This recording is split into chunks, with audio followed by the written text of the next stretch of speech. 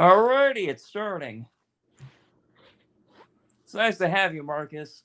Yeah, sorry if my bed looks like this. I think I probably tore something in my side, so it's a bit sore right now.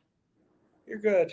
Feel better. That's horrible, Thank but you. Yeah, I am feeling something like last night. I'm like, oh, I'm sore on the side, and it hasn't gone away. So yeah, I want to have my bed like this. I have a little remote that I can basically set my bed like this, so it works out. it's all good. Hope you feel better, though. I Oh, thank you. I appreciate it. So, since we've established I'm from Ohio, I take it you're from Maryland. live in Maryland, Bethesda. Originally grew up in New York, lived in Ah, Brooklyn. Yeah, and then moved out to Long Island. And then, that's nice. yeah, went to college at the University of Pittsburgh. Go Hmm. Pitt. We don't like Penn State or West Virginia, but Ohio's all good. But that's a little Ah, bit of background about me. that's sweet. Yeah. Um, well, for me, I live in Northeast Ohio, and I've never really been a college guy. I've never really been like really studying, and you had to study in college, so that's my kryptonite. So no college for me. I just I'm not as fancy as you, Marcus, with going to college and whatnot. I work at a grocery store, so We need that. It's all good. yeah. People literally say, "Oh yeah, people in college are more skilled." I'm like, I worked at a Whole Foods. My legs were killing me, and there were people that did not bag their own groceries, and I had to do it. And I know it's a part of the job, but like you can instantly tell, like there are people that work their asses off when it comes to stuff like this, and Oh yeah. it's deeply underappreciated. Oh yeah. Yeah, grocery stores are very essential for food and everything. Literally. Alrighty, I think we can probably get started on the conversation for today. Um, about your health issues that you had with addiction with marijuana and cannabis-induced psychosis and the cannabis-induced vomiting. I know there's a little more of a specific term for it, but that's kind of like a dumbed-down version of it. It's hyperemesis. You know it better than me, but and whatnot. And then your work with Sam afterwards. So let's have you talk about it.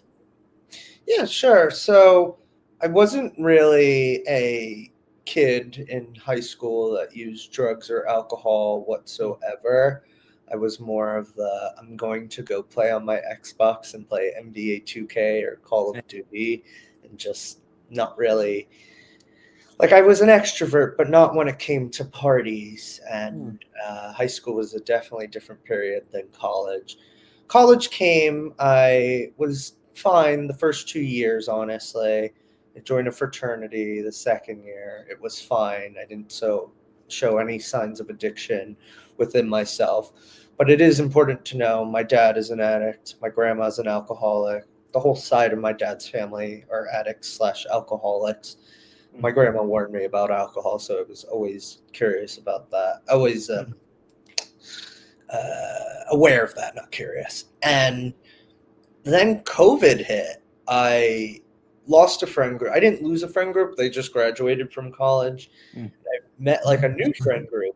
And at the University of Pittsburgh, they have Delta 8 THC. It was legal Hmm. at the time, 2020 or 2021. And I just thought, well, I think it's legal. It's coming from a place that's safe because my biggest thing, I have a lot of anxiety, Hmm. was I don't want to get it off the streets because God forbid it has fentanyl or some type of illicit drug, it could kill me. But if I'm getting it from a reliable and safe place, Hmm. I think we'll be okay. Boy, was I wrong. Oh, yeah. Uh, you obviously know what Delta 8 is, but the Yeah. biggest thing is I would consider it like Diet Coke. Like there's Hmm. Coke There's Coke and then there's Diet Coke. So obviously Coke is just Coke, and then the Diet Coke isn't that much Coke. It's the exact same thing with Delta 8 with marijuana. Yeah. It's weed, but it's a lesser version of weed, but it can still get you really, really high. Yeah. And it is extremely unregulated, extremely addictive, and it caused me to just continue to smoke and smoke, and it just got worse and worse. And the funny part was it didn't get worse until I went like back home to New York for like winter break, let's say. Delta 8 was illegal there because it was just so bad. So I was like, well, I got to find another way to get high. Yeah. And there was this thing called THCO, which is a different version of marijuana. It's the list can go on, but I would smoke that, and then I'd go back to Pittsburgh, smoke Delta 8, and that would be probably for 3 to 6 months at the time. Then I graduated from college, went to Birthright for Israel, got high there. And then I went to Washington, D.C. to start a fellowship. And I would never get high during work, but as soon as the workday was over, I'd get high. Yeah. And the biggest thing was it was really bad. I would use every single day. Before work, I'd be really anxious because that's what marijuana does to you. It's you think, oh yeah, it helps the anxiety. It technically does, but it long term makes the anxiety worse. And yeah, it's like cigarettes. Exactly. And in my mind, I'm just telling myself, oh, it'll calm me down. But no, it made me more anxious. So what I would do was I'd smoke CBD. And this was all with a vape pen, by the way. I know I'm going in rambles. But I would do this for a year. I only smoked marijuana for a year. So in Washington, D.C., they had legal marijuana. So actual full THC. And then when I went back to New York, it would be THCO. And then when I went to Pittsburgh to see some friends, it would be Delta 8. And I kept like going to these three places. Ooh, drop my pens. It's all good. Yeah. And as a result of all of that, I would be smoking probably 50 to 90 hits a day for a year, every single day. And I knew I had an addiction. I had a therapist, I had a psychiatrist, and I kept emphasizing to them, how do I quit? I do want to quit, but I don't know how to. My therapist at the time said, let's wean you off. We tried, failed miserably. I would dry heave a lot. It's called CHS, cannabinoid hyperemesis syndrome, where if you don't have cannabis or marijuana in your system, you just gag. Like you pretend like you're going to throw up, but nothing comes out. So you go, bleh. And it's the worst feeling in the world. I wouldn't recommend it even to my number one most enemy. And that didn't work. The summer of 2022, I told my mom, I think the only way I get off of this is with rehab. I don't see another way because we tried weaning myself off. And she was like, it's weed. It's not that big of a deal. And I was like, all right, if you say that. And then the winter of 2022 came around. And yeah, that's when poop hit the fan, as I would say it. Yeah. I had a cannabis-induced psychosis moment. I usually was an indica person, but I took sativa really late at night, probably 12 a.m. And I couldn't go to bed. And I had cannabis-induced psychosis as well as a manic episode. And yeah, it was just like talking very fast on the phone with my mom, blah, blah, blah, having a lot of delusional thinking. And my mom immediately was like, stay right there. I'm going to pick you up. We're going to go to rehab. And that's exactly what we did. I went to a rehab in Long Island, and the biggest thing was when I got there, people were like, there was one other person that had a marijuana addiction. A majority of them were alcohol. And I detoxed fine. And oh boy, no, sorry, I got a message from my friend. I got to put it on Do Not Disturb. It's all good. Friend shenanigans. It's all good though. It's all good. Detox was fine. It was a day. It wasn't that bad. When I was in rehab, though, the withdrawal was really, really bad. Like, I remember there was a friend of mine. He was a cocaine addict. Like, have you ever been in rehab or no? Oh no, I've never done anything. So okay, good.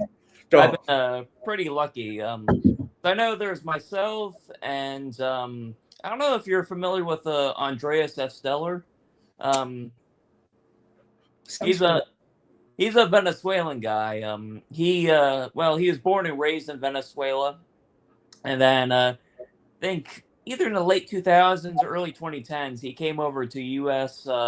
His mom was already living here, so he had like a little good ticket to come here, and he lives in Florida, and he's in the little group chat that we have on Twitter, and everything, and he's basically the same boat as me. He hasn't done anything, and what have you, and but with the younger people in our group, like you and Jordan, it's a very different. Very. And to give you a little bit more background, I know I'm spitzing a lot. Oh, but it's all good. What was I going to say? When you're at rehab, you want to get out. You only get 1 hour of phone time, and people are like, "Oh, that's not a big of a deal." It's a huge deal considering how addicted everyone is to electronics, and you just felt like you wanted to get out. And I love my mom to death. We're best friends, but I was just like on the phone with her, cursing, yelling, saying, "Get me out of here. I don't want to be here." Yeah. Obviously, I regret it. I was a big baby about it at the time, but that was withdrawal. And someone, a cocaine user, I forget his name, but I'll always remember this. He's like, "I've seen a lot of people in here." He's like, "The withdrawal you're going through, that's something different that I've never seen." And I was like, okay. And I learned a lot at rehab. It was definitely useful. They taught me about the 12-step program, which I was like, oh, okay, I'll try it out once I get out. They diagnosed me with bipolar. I'll get into that in a minute. I think it was a misdiagnosis, but I'll explain. But whatchamacallit, we officially get out of rehab after 30 days. And they sent me to an outpatient program where you can have a therapist, psychiatrist. Another brief thing I forgot to mention, I also have ADHD. I take a pill called Focalin. Think of it, it's like the sister of Adderall. And they thought, and it was definitely valid, because I remember my first psychiatrist always told me, if you're on Focalin, you can never take weed or alcohol with it. It will just mess you up. And I should have listened, but I didn't. They thought, oh, yeah, that was probably causing the cannabis-induced psychosis. So they took me off that. They diagnosed me with mania. And when you get out of rehab, you need at least 3 months to adjust to the manic medications. And that was a lot for me. I'm a very anxious person, but for the first time, I got like, not really depressed, but depressed. Like, oh, it's going to get better, blah, blah, blah. And in Long Island, it's probably, I have no idea the population of it. Let's just say it's between 2 and 5 million people. Yeah. There isn't anything that's called Marijuana Anonymous. There's AA, there's Narcotics Anonymous. Yeah. Others. So I went to Narcotics Anonymous, and lovely people, nothing against them, but oh my God, I absolutely hated it, because they were talking about like how they were dealing with hardcore drugs. And I was like, marijuana is a drug, but at the same time, I'm like, I just don't resonate. Like, yeah. And by all means. And it's not good, but it's not heroin. Exactly. God, that's terrible. Yeah. But I mean, you're right. But Yeah. Same thing like with cigarettes as well. Like, because I know like back in the '90s there was because there's a very great documentary. I have to link it to you, but it's called The Tobacco Wars. It yeah. was, it came out in the late '90s, and in the last episode, you had the Surgeon General at the time. I forget the guy's name. He's since been passed, but he was big with the Reagan administration and everything. And he was, I think, a big proponent of saying like tobacco is like heroin. And I'm well, tobacco is dangerous and everything, but it's not like heroin. Exactly. You're 100% right. But no, the interesting part about after rehab is they need to emphasize with you that you're not done. 30 days Yeah. is done. You're on your recovery now. And I relapsed off marijuana 12 times. Ooh. And it was, I didn't want to do it, but at the same time, I tried CBD vapes because I wanted that like Yeah. feeling of something. Didn't work, so I went back to weed. It Yeah. was once every 2 weeks, once every week, once every 4 days. And then, excuse me, when I Oh, didn't have the weed, I've never considered before that, never thought I was an alcoholic till I started drinking alone, just vodka. And I yeah. was like, that's the definition of an alcoholic. I don't Yeah. care what people say.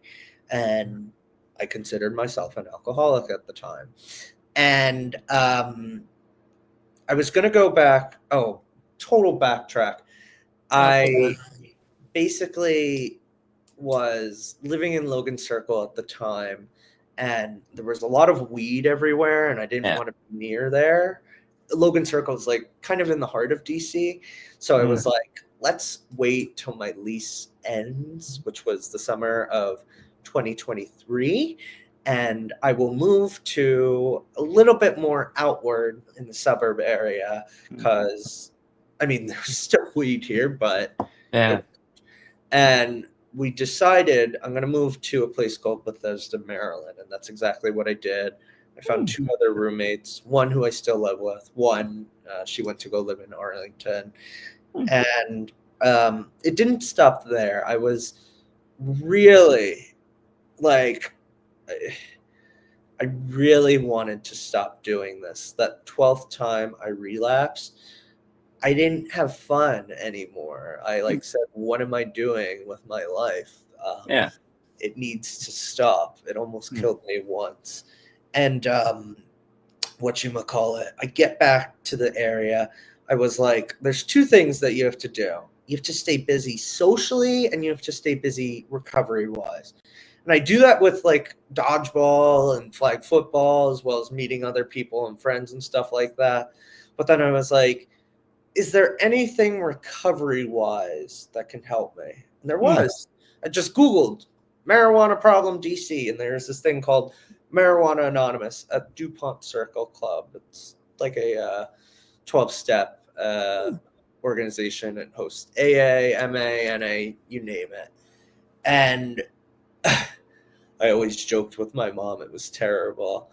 July 30th of 2023, there's a song called Last Hurrah, and I kept singing it to her on the ride to DC because I'm like, this is my last hurrah. It's going to be the last time I smoke, and I'm going to go into that meeting because I was still anxious at the time. I had no idea who these people were.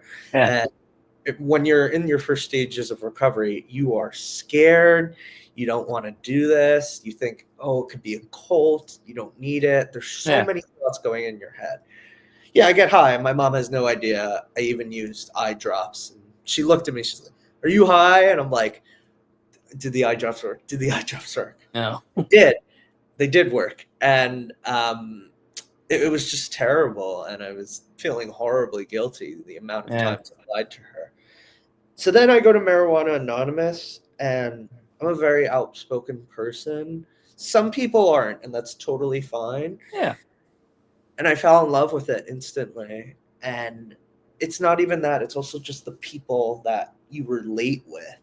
There was people talking about how They used weed for anxiety. They used it for their jobs because it was either way too demanding of a job or it was way too stressful.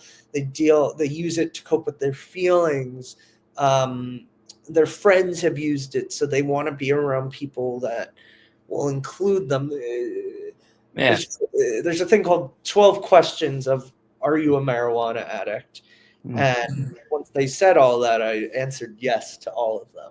And Yeah. at my first share, I like told them, I'm high right now. And I'm like, I know I'm an addict. There's no question about it. Mm. I need to stop doing this. That's why I came here. And hopefully I can do it. And I remember one person came up to me after. He's like, the amount of times I've come here high, he's like, you're not the only one. And I was literally like, okay, I'm home. And it's funny. It's like, I'm Jewish. I'm not really that religious. At the time, we could argue, yeah, there was a God, but I wasn't like on my knees all the time believing about it. Yeah. But it's funny, like my first couple of weeks at MA, I was like, oh my God, this is a cult. I made a bad decision because they talk about God this, God that, blah, blah, blah. But they emphasize that's just the old way. That's how they did it in the 30s with AA. You don't even have to view it as a God. You could view it as the people in the room. It's a higher power. You could view it as like a spirit or an angel. I used to think it was like a spirit or angel. Today, I believe it is a God. But at the same time, it's like, don't focus on that. Just focus on getting help. Yeah. And that's how I've been able to stay clean for 19 months as of today. And that's really where I'm at. I have a sponsor. Yeah, the funny part was when I moved to Maryland, I wasn't using alcohol every day, but I was going to social events where I would pregame the pregame. And I was like, yeah, maybe I have a problem with alcohol because they emphasize cross addiction's a big thing. And my sponsor said, get off the alcohol, get off the CBD. The CBD is technically, according to MA, like not really an issue, but the vape was. And I'm like, I'm not trying to do that. So I've been sober for a while now, and I still go to meetings. I go to different types of meetings. AA, Al-Anon, because I have family members that are addicts. But yeah, the biggest thing that I think a lot of there's, I don't know, 18 to 19 million Americans that use marijuana every day. 2 to 5 million people in Long Island, and there isn't one MA meeting. And in the DMV area, DC, Maryland, Virginia area, 15 to 20 million people, there's probably I'd argue three places you can go to. And when you compare that with AA, there's like a gazillion. And my goal is, I'm the hospitals and institutions chair. That's why I was late to this meeting. I had to get a new outpatient place. Don't ask, it was a whole thing. But I was asking them, I'm like, do you guys have marijuana people that like are addicts? And they're like, yeah.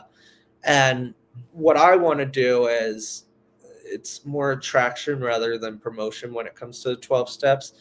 We're going to put up flyers in rehabs, IOPs, outpatients, prisons, institutions, hospitals saying, if you have a problem with marijuana, scan this QR code. We'll get your info. We'll locate you to the best location of where a meeting is. And people will probably say the same thing that I said the first time I entered the rooms, that this is a cult, it's BS. You'll think that at first, but if you hear the stories, it's your best bet of getting sober. And that's basically my story as of today. Oh, that's awesome. Yeah. And for me, my dad's side of the family, mostly alcoholics and whatnot, with his parents and parents before that and whatnot. My dad's side of the family is very Polish and German and very like Eastern European, so there's a lot of alcoholism.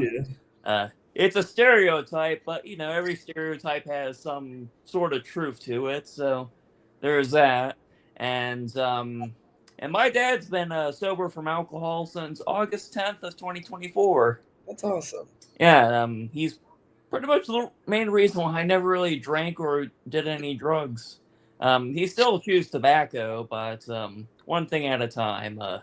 I mean, his doctor, who's also my doctor, he told him like, I'm going to buy you nicotine patches. Well, order them for Yeah. you, and he has not touched the nicotine patches. Good. I told my dad, I'm like, you gotta do this, but he doesn't want to. But he's been doing good and what have you. And my mom's side of the family, of course, there was some addiction as well, but the big thing for her side was mental illness, particularly like schizophrenia and what have you. And my great grandmother had schizophrenia, and my her son, who's my grandma's brother, my great uncle Ron, he was schizophrenic. Mm. He developed it before he went into Korea because he was also a Korean War veteran, and then with his experiences in Korea, he developed PTSD, so just put on top of that and what have you. And he did, from what my grandma told me, he did have some medals. He did win some medals. Of course, never talked about it, understandably, and everyone really wants to, even though it's more healthy to talk about it than just keep it in and what have you. And yeah, I know he was a truck driver during Korea and what have you. And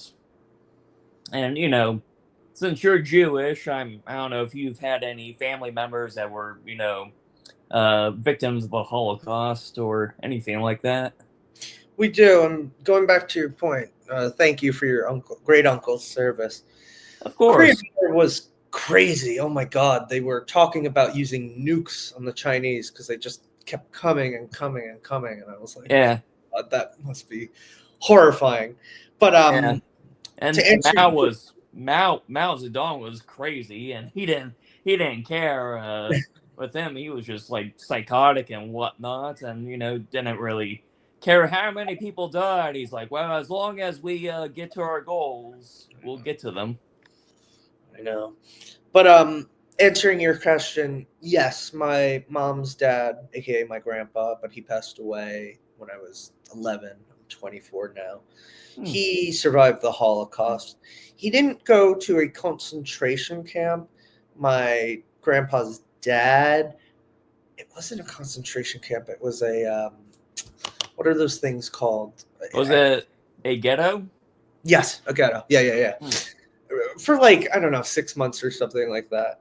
But the Americans, basically, it was 1940. He grew up, and it's funny, we're actually going to Germany in April to see his hometown. He grew up, consider it like, I'm trying to think, rural Ohio of Germany, southwest Germany. Yeah. He was in a very rural place, like farming, and he had not a lot of money, but a good amount of money because they were butchers, I think that's the word. Like they cut meat, and whatchamacallit. He had two parents and a sister, and the two parents basically said they tried getting citizenships in America. And America was a little like, no, because you're either fascist or communist, and that's just, it was the Red Scare at the time. But America, I wouldn't be surprised that your relatives were more social democrats because really, and people over here like they don't really. They're like, you're a socialist. I'm like, no, I'm a social democrat. That's very different. But America basically told them, we need the two parents to live in America for at least a year, prove you can do 3 things: speak the language, you can work here, and you can afford everything. And do that while your 2 kids are still in Germany. If you pass those 3 rules, your kids will be given citizenship. You will as well. That's what they did. They stayed. My grandpa and his sister stayed with their uncle, for a year. And yeah, he was 6. I think, or 5. The sister was 8. And think about it, you're in like rural southwest Germany. You had to go from there via train to, I don't know where he went in Germany, but let's just say for good old sakes, it was either Frankfurt or Berlin. Take a train all the way through Amsterdam, Belgium, Paris, Spain, Madrid, and then Lisbon, Portugal. And my grandpa's uncle like wrote a list in, I think, every language of like where these kids need to go, and he couldn't get on it. America wouldn't give the uncle the citizenship at the time. And think about it, you're like 5 and 8, you don't speak any language but German. Yeah. Like, you're not really getting any help. You make one mistake, yeah, you're dead. You're gonna probably go to a concentration camp. I don't know how, but they made it all the way to Lisbon. And that wasn't even the worst part. Then they had to get on a boat for, I think it was like 10 or 20 days. I don't even know. But that's another worrisome part. You have all these boats. What was it? U-boats. Yeah. U-boats. Yeah, that the Germans did. And they should have died there. They didn't. And they made it to America. And like my grandpa always told my mom how he did not recognize his mom because he didn't see her in a year. It was weird. And I always felt bad for him. I would have loved to talk more, but I was young at the time. As for the uncle, it's actually a little sad. He was it was, my grandpa and sister escaped Germany 41. Yeah. The uncle survived. He was being transported to Auschwitz in 45. I think it was March. He was on a train, and the British accidentally bombed that train, and he died. Ooh. And I was like, oh, that sucks. And that's what happened. A lot of my grandpa, and their 3 family members went to America. A lot went to Israel, and a lot just died in the Holocaust. Yeah. So that's the quick background of what happened. Yeah, I might have Jewish heritage. I gotta do a DNA test and see. Yeah. So I might be a distant family member for you, Marcus. Who knows? Because there's only 15 million Jews in the whole world, so there's not much. So, No, I know. 50th cousins, something like that. And Jewish people are all of all colors and whatnot. Originally from the Middle East, so it used to be all brown eyes and everything, and just spread apart because there's Ethiopian Jews, European Jews like yourself, and there's even Chinese Jews. I know, and Queens. I know. I met one. I'm like, I don't get it. It's very similar because another target of the Nazis were Romani gypsies, and they had a very similar kind of history with Jewish people. Other than oppression, was also very nomadic and just spread apart and everything, and just traveled and what have you. And I know because I also I'm an aspiring actor, so I go to acting classes up in Cleveland. Nice. And and I have a guy that I go to class with named Andrew, and he's first generation American. His parents are from Poland, Okay. and they came over in the early '80s during the whole Solidarity movement because that was really like a big movement, really kind of culminated in the '89 revolutions that happened that pretty much took down the whole communist parties in Eastern Europe and eventually Russia. But his parents came over here because they were, like basically, what happened in '56 in Hungary and then '68 in Czechoslovakia. They were like, well, we don't want the Soviet troops to come. And then you know your history. I'm shocked. Oh yeah, I'm a big history guy. Good. We need that. Yeah, and didn't want them to bring in the tanks and everything. So they're like, we're going to America, and they came over here. I know his grandma was a nurse during the Warsaw Uprising. Yeah. And '44, which Also was not a good time to be a Pole in that city, because other than the Nazis viewing Jews and Romani Gypsies as racially inferior, they also viewed Poles as racially inferior, along with the broader Slavic people as well. Yeah. So during the Warsaw Uprising in '44, that also coincided with the Vala massacre, which Hitler basically just ordered, like, all right, we're going to leave Warsaw, but we're going to just basically kill every Pole in sight. Um, yeah, it's a miracle that she survived that, because that massacre was not good at all. Like, one of the main perpetrators of the massacre was really one of the very worst SS brigades ever, which was the Dietherwanger Brigade. Yeah. Yeah, they were a brigade made up of all ex-cons, with their founder being Oscar Dietherwanger, which is, hence the name of the group. And this guy was completely psychotic. He was an intellectual though, because he did go to college for political science and did get his degree and everything. But prior to him getting his degree, he was in World War One, so he had experience in war. And but what ended up getting him into trouble with the law was that he ended up raping a 13-year-old girl. And even if you look at this guy, you can he's a pedophile. he has that look. I'll send you what he looks like, and you're like, yeah, he has a look of a pedophile. He looks very creepy, and sure enough, he is. And he served a few years in prison for that, and then he got out because he had connections in the military, in the German military. He had his connections that could get him out early. Then he did it again. He did the exact same crime again, and he got arrested again and sent to prison. And I guess through that, the SS decided to create their own special brigade made up of entirely of ex-cons, and they put him in charge since he had military service and also of his connections and everything.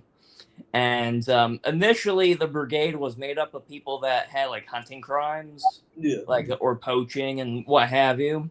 And then, as World War II started going on and on and on, they started opening up to other people, which includes convicted murderers and convicted rapists. They started allowing them to come in, and then it just got to a point in which they're like, all right, we're going to the mental insane asylums and just have these people come in the group as well. So it really did not work out well. It was a very, very just completely awful brigade that committed really atrocious crimes during World War II.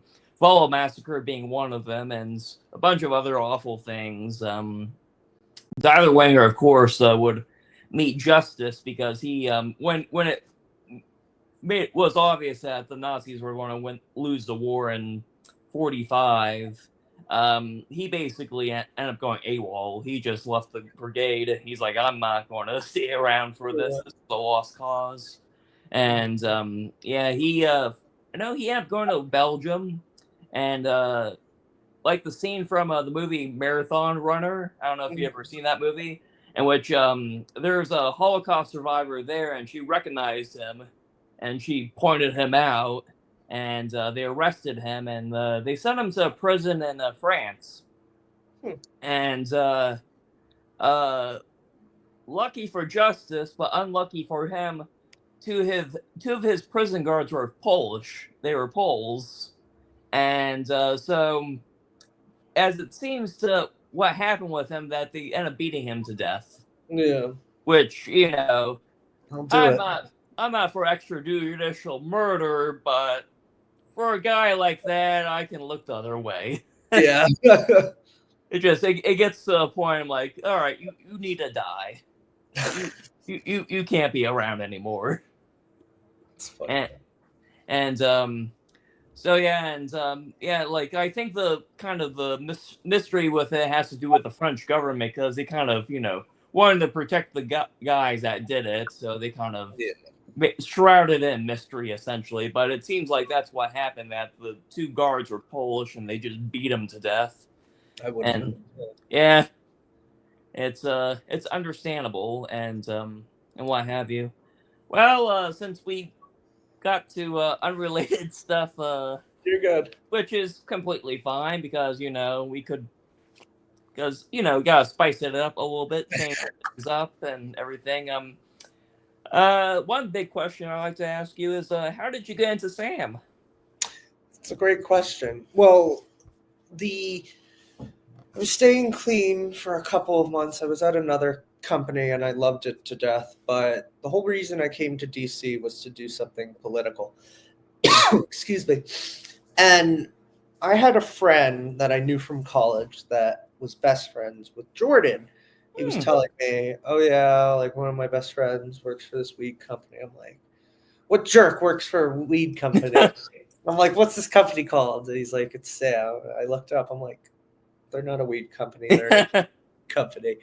And I just told him, I'm like, they don't have any open positions. They're a nonprofit. But I was like, Yeah.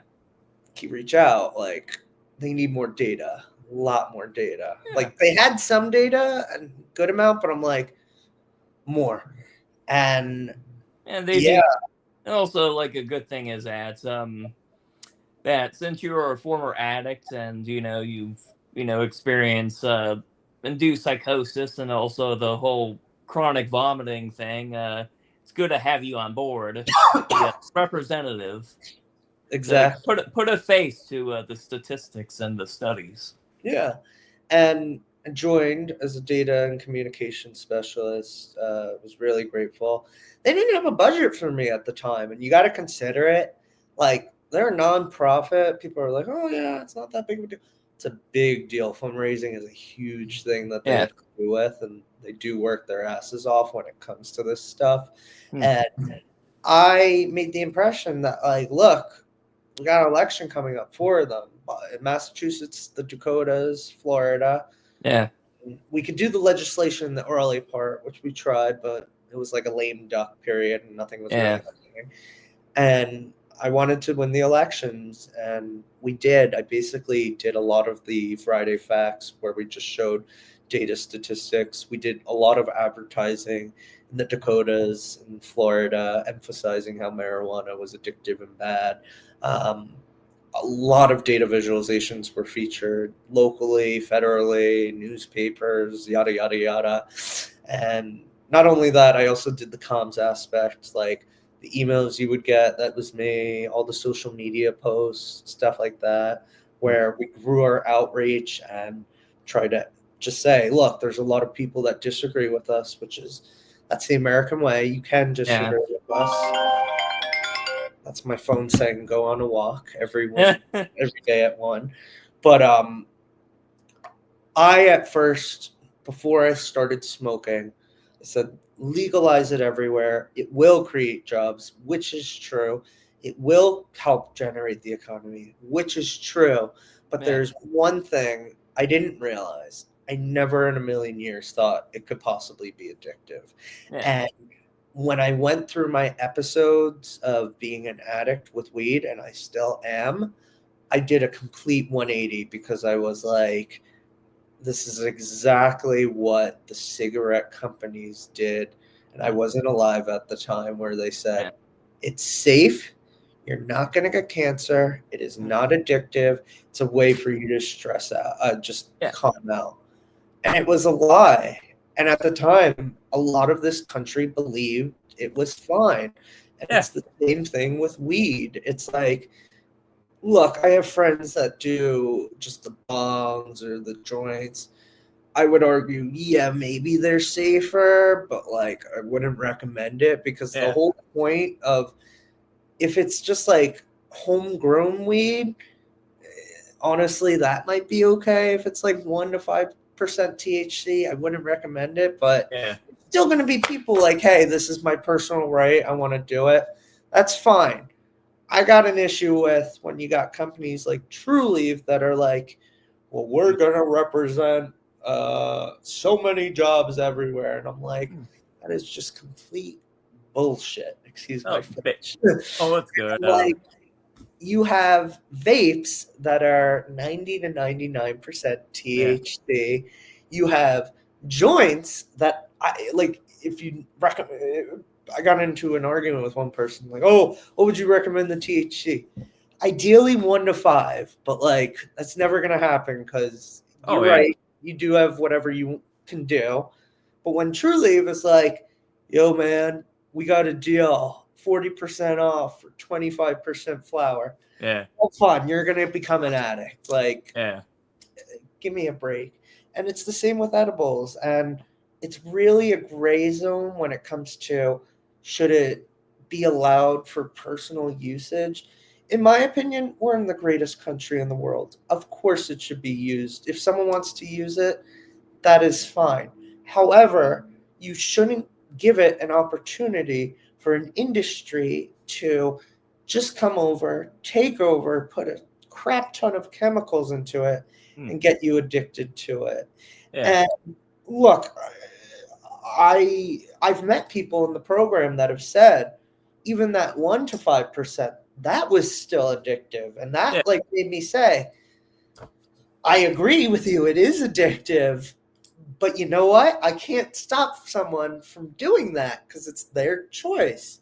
Yeah. I will, if it leads to violence, then they should be put in trouble for their violent behaviors. But it's like, it's a very gray zone. And Yeah.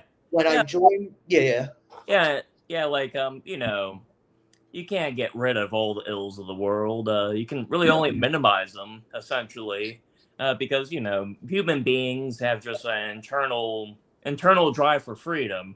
Whether that freedom is to help one another, or just to murder or rape, or just do selfish things, we have an internal drive for just freedom. Whether that as I said, freedom is good or bad, or just straight up awful. We're Yeah. just like really you can just only minimize things. You can't really get completely rid of them. Like I have a friend of mine, he said a while back, in which he's like, I think we can get rid of racism in America. I'm like, Yeah.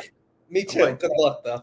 yeah, that's not going to happen. No. And I said, I'm like, how about the whole world? He's like, well, not the whole world, but America, yes. I'm like, well, on the individual level, no, you can't. It's always going to be a thing. Like being you know fearing the other, somebody different from you, is like just built into our DNA. It's not a good thing that's built into our DNA, but it really is, and what have you. Yeah. And since you're Jewish, I'm sure people, said things to you. I mean, I'm sure you've been called a kike or a heeb or whatever. Not really, surprisingly. I know people in college that have been called that, Yeah, but not directly towards me. Like, I'm a very sarcastic, like, funny, like, I don't really take it offensively person. yeah, But when it comes to, like, just random people calling me that, and I was even shocked myself because I know friends that, like, they've been called those words, and I'm like, yeah. yeah, it hasn't happened to me. But, what was I gonna say? Yeah, But but yeah. oh, yeah, go on what you're saying. Sorry for the left turn. No, you're good. Please, you are totally fine. Hmm. But no, that was just my personal opinion on weed. And I went to Sam and I said, yeah, we got a big problem with it being industrialized. That's how I Yeah, became addicted. I want to do something. And I joined. We did great work. They were an amazing team to work with. When the election ended, we won all campaigns. yeah, And I was like, oh, my resume's packed. Yay. And I wanted to continue working. And sadly, though, like I said in the beginning, they brought me on without a budget. yeah.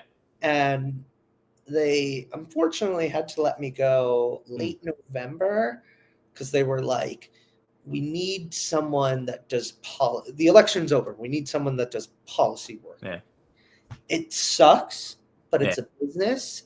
They gave me this opportunity with no budget at first. I still have all the most respect for their whole team, as well as Luke, Kevin, Jordan, you name it. Yeah. And they've been helpful to me ever since. I'm still in the job search right now. Not their fault, 100, well, a little, but not that way.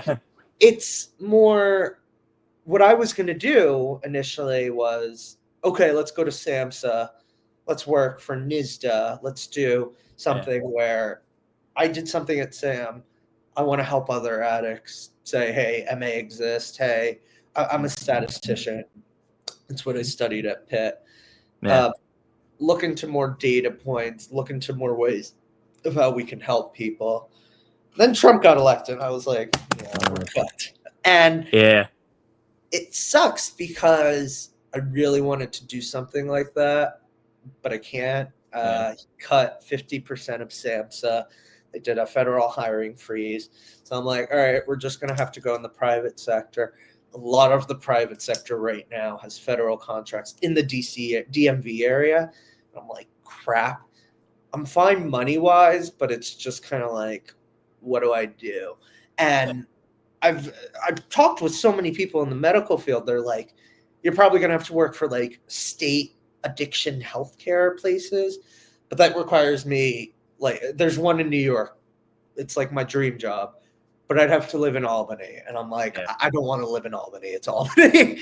And I'll figure it out. I'm not that concerned. It is a pretty bad job market right now, but I've been getting a lot of interviews still. I've had plenty of friends that have been let go in other sectors, either just the federal government or they're in the private sector, but they're working with contracting like DOD, DHS, etc. And they're like in the beginning stages of, oh crap, we got let go.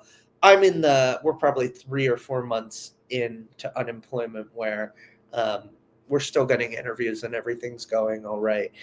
And whatchamacallit, no, I enjoyed my time at SAM. It was definitely worth every single minute of it.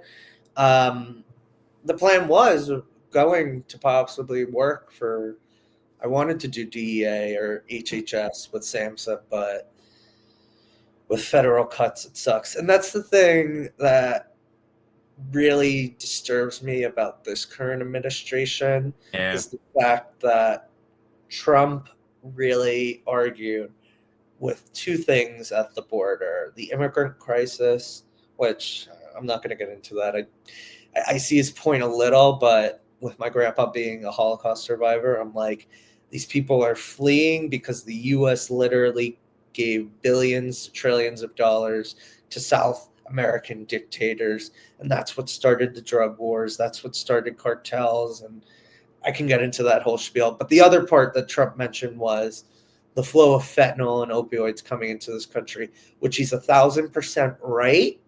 But I find it hilarious that you're not taking people into the DEA to help try and catch those bad guys, or you're cutting 50% of SAMHSA because you want to save spendings. I'm like, there's always stuff in the government debt that you can get rid of. I absolutely believe it's a problem, the debt, and that we need to do something.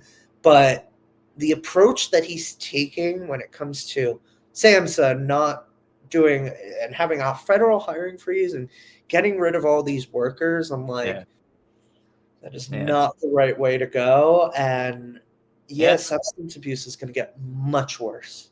Oh yeah.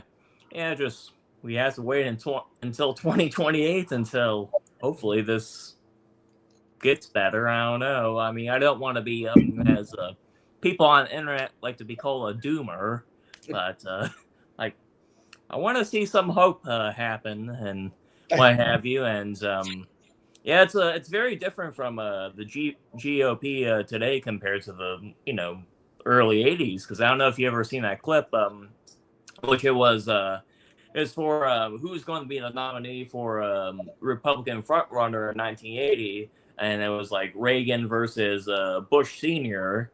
And they were asked a question, I believe, and it was in Texas about illegal immigrants and whatnot. And Reagan and Bush both had like a fairly moderate, very humane answer to it, which was like, oh, we should this is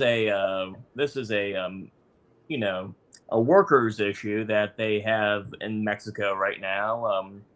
With work. That's why they're coming over here, because there's really not good enough jobs to sustain themselves. So that's why they're coming over here illegally to find better work. And we need to, find a humane solution to this instead of like, oh, we're just going to kick you out, or oh, you're rapists, you're murderers, you're drug peddlers and whatnot. I think it was Bush that said, he's like, most of these are good people. Most of them are they just want to find a better life for themselves. And that's, I do agree that we should, give illegal immigrants a chance, give them a work, have them have a work permit. And if they make enough money here, they can go back to Mexico if they want. And what have you, have a more humane, more, reasonable answer to this instead of like, just draconian and racist and everything. And the funny part is, at college, you take a lot of courses that open your eyes a little bit. I took a Latin America course that talked about like the struggles of what Latin and South America went through, and I just realized I see why they want to come to America. It's because their countries are just really bad. And the result of that was because America was afraid of the Soviets taking over. Because with Cuba and Venezuela, they were like, all right, we're going to put forces. America was like, we got to do Chile, Nicaragua, Costa Rica.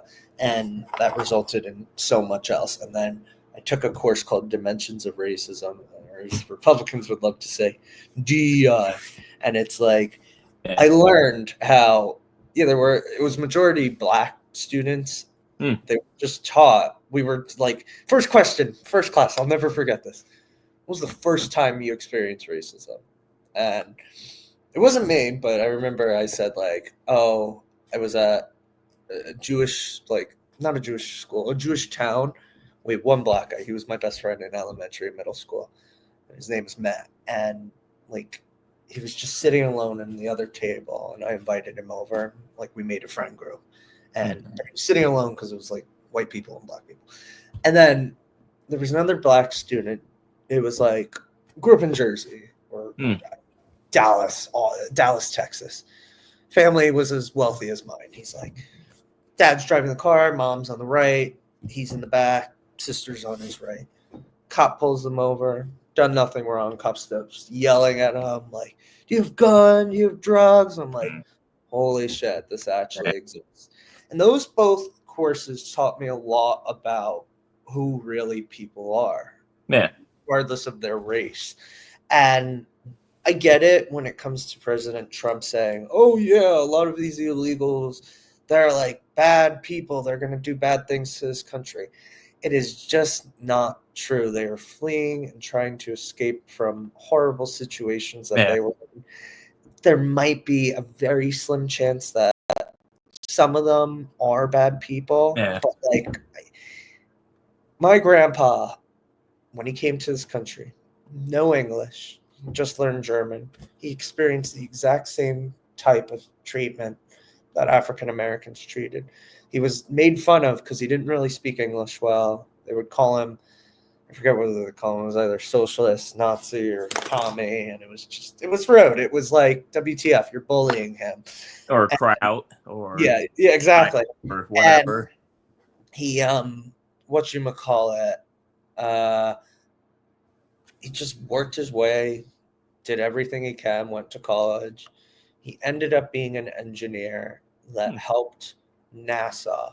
He would do, I don't know the word, what type of engineering it's called, but they worked with NASA. And that's something that I'll be like, that was a job added that helped lead to American success. And I look at that, and I look at Steve Jobs. His parents were from Syria originally, and they emigrated here. Steve Jobs created Apple. And I was looking at my phone while you were talking for a sec. Apple has 164,000 employees worldwide. Yeah. I don't see illegal immigrants as people that want to drug America or bring violence and stuff. Yeah. I see it as an economic opportunity Hmm. because our biggest issue right now is we're not number one right now. We're number two. Number one is China. They have the best infrastructure. They're creating relations with every single country that you can name it. Yeah. And we need to beat them. They're our new Cold War rival. The Yeah. only way we can beat it is with new companies and new ideas. Like, people would have not known Air Jordan if Michael Jordan never played basketball. Yeah. People would have never known about Apple if Steve Jobs decided to say in Syria. People would have never had TikTok. Well, TikTok, it was in Singapore, but you get my saying. Yeah. Immigrants bring ideas that are better than what we have now. Elon Musk is South African. He brought Tesla and a gazillion other ideas. And my whole point is, it's like, there's one thing that I continue to see. The people that are in this country, they're scared. Not the both upper and lower, but more upper, because they know they're screwed if you got these people coming in, because they're going to replace the people at the upper. What I want to emphasize to the people at the lower and middle, you're not screwed. You're going to be given more opportunities. I'm one of them. I'm unemployed right now. I can't get a job in the federal or probably in the private sector, but hopefully I will. But like, if we have an opportunity where we can create a nonprofit that does substance abuse, let's say, I don't know, a random person from, let's just say Japan, because I don't know if they have a lot of substance abuse there. They have a lot of other issues. He's dealt with a company there. He knows how to deal with it in America. It can employ, I don't know, 50 to 100 people. That's jobs. And that's what pisses me off the most, because it's like, I don't see immigrants as the enemy. I see them as an opportunity. And I know I'm rambling, but oh, it's all good. I do the same. Yeah. But yeah, hopefully things get better, and whatnot. I like to return back to normalcy. I preferably like pre 2016 election, if you want to call it that, kind of normalcy like that, and not this, batshit crazy world we're living in right now, which our president, he'll criticize Zelensky but won't criticize Putin, which I initially didn't think Russia had any interference with our 2016 election, but ever since Russia's invaded Ukraine, and how a bunch of Republicans and Trump and what have you have responded to it, I'm like, I think they had something to do with the 2016 election. because really all you have to do with Trump to get him on your good side is, compliment him, probably give him money as well. That's really all you have to do to please him, and then he'll just allow you to do whatever you want. That's probably what Kim Rivers from True Leave did for him. She probably pleased him with whatever she did, and he's like, I'm gonna vote for legalization in Florida. I don't think this is too bad after all. Because if you look at Trump's record, he's been a flip-flopper on issues. Like, he used to be pro-life. Well, no, he used to be pro-choice. Then he became pro-life. And then I know there's an interview that he did with David Letterman back in 2015, late 2015, in which Letterman was basically defending people that was burning the American flag and whatnot, and Trump actually agreed with them, and he endorsed it, and as well. And then close to a year later, he's like, "Oh, people that burn the flag should basically go in prison and whatnot." Yeah. So he's really more of an opportunist than someone that really wants to do good. Which I know there's a Twitter user I follow. I often retweet him. You might see it from me because we follow each other on Twitter. But his name's Pekka, and I can't pronounce his last name to be the for the life of me because he's Finnish and what have you. And his whole Twitter, he has a website called Vatnik Soup, which if you don't know what Vatnik is it's a type of it's basically somebody that's pro-Russia, and one way or another. And the Vatnik is a reference to like a type of thing on a Russian uniform, so that's where the term Vatnik comes from. And Donald Trump's on there on Vatnik Soup. It's all people that are like pro-Russia, basically. Yeah. And it's like it really doesn't matter like what political side you're on. If you express any like kind of pro-Russian sentiment, then you're on there. From Donald Trump to Elon Musk, J.D. Vance, RFK Jr., Jill Stein, which people that are like, oh, I'm sick of the two-party system, so I'm going to vote for Jill Stein. I'm like, she's Donald Trump without money, essentially, and whatnot. And if you look at the Green Party right now, they're not really saying anything. They're just going through the motions. They're not protesting or anything, so they're pretty much useless. And the Libertarian Party have always been very bowing down to corporate greed, and in recent years they've basically been taken over by MAGA Republicans, so they're really healthy either.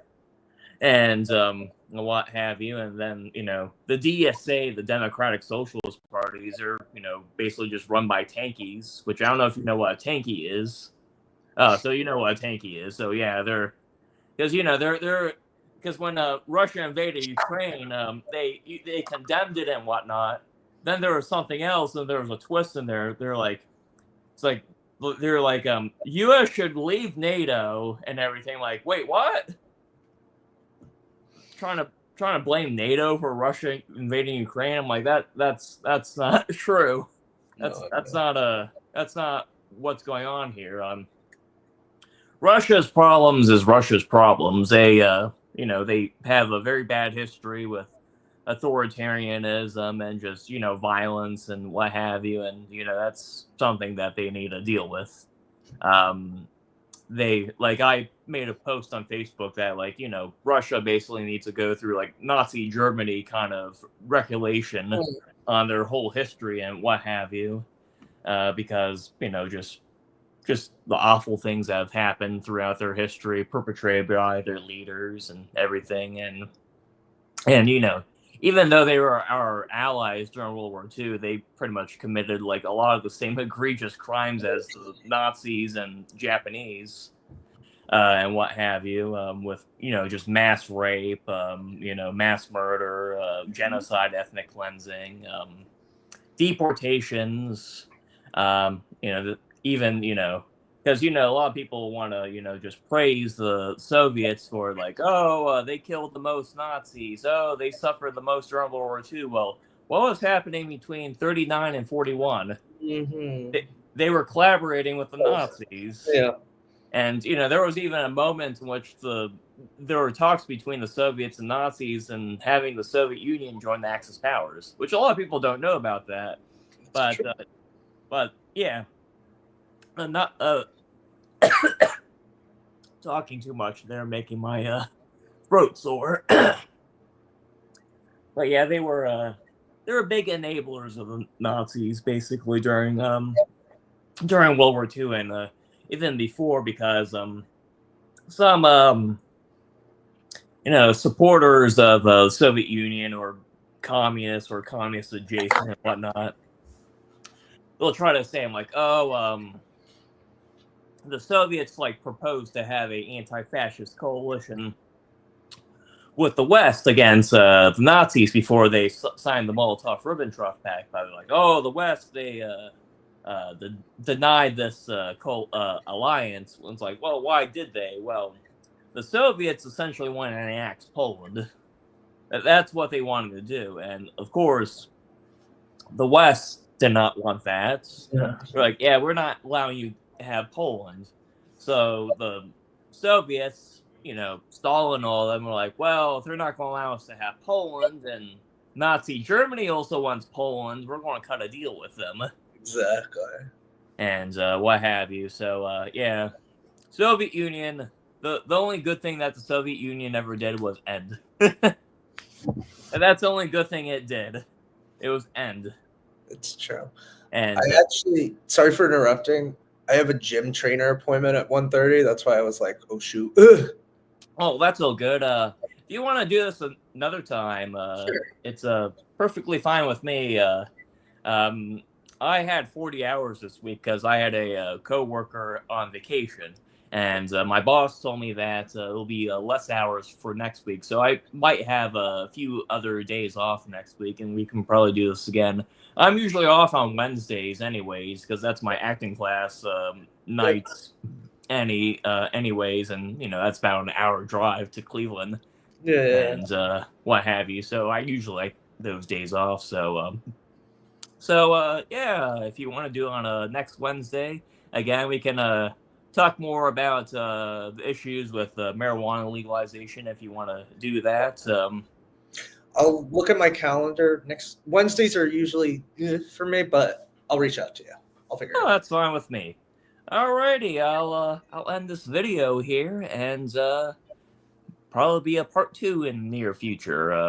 I eventually want to get Jordan on here, and maybe Kevin or maybe Luke, but they're the most busiest out of everyone at Sam, so Yeah. and probably get other people as well because I also do comedy as well, other than acting classes. So probably get some comedians on here. Okay. Alrighty, I'll see you again, Marcus. Nice talking to you. Pleasure meeting with you, man. Have an amazing night. You too. Take care. You as well.